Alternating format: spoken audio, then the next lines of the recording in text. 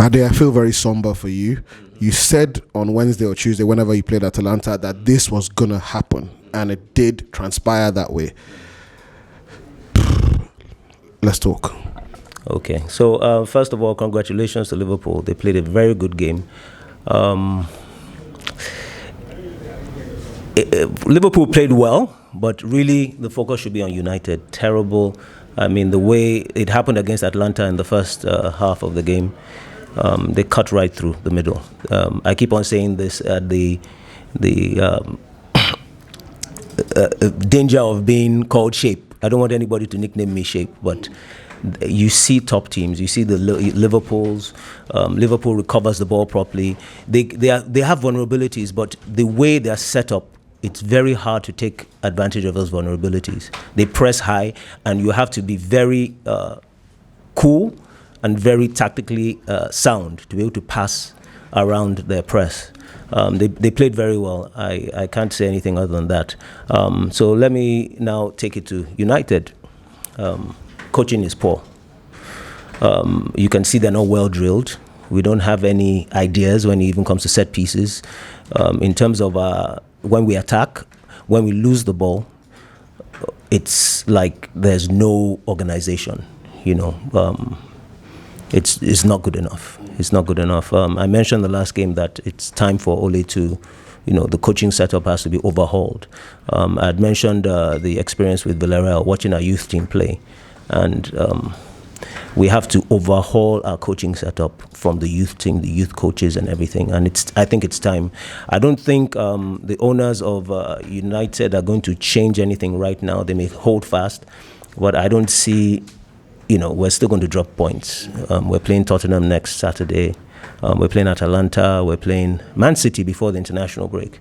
So if he doesn't go after this game, I'm projecting that he'll be gone by the international break. That would give the new coach time to bed in before the players come back.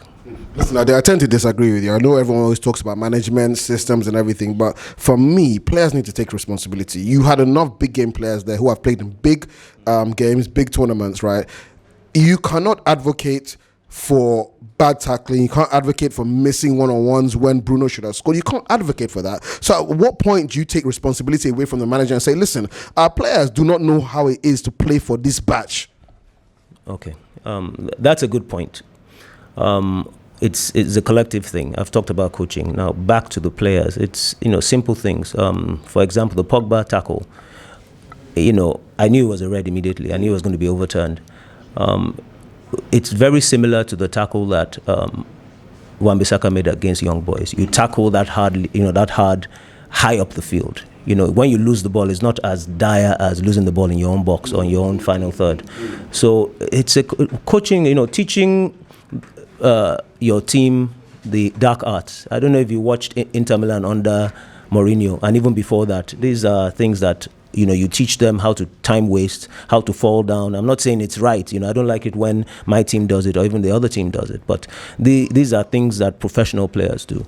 Can I just interrupt you? Man City do that very well. Yes. Fernandinho. Yes. And Liverpool do that very well. Milner is the king. Exactly. So there are ways that all these things are part of the gamesmanship that you have to adopt. You have to train these players. These players are very naive.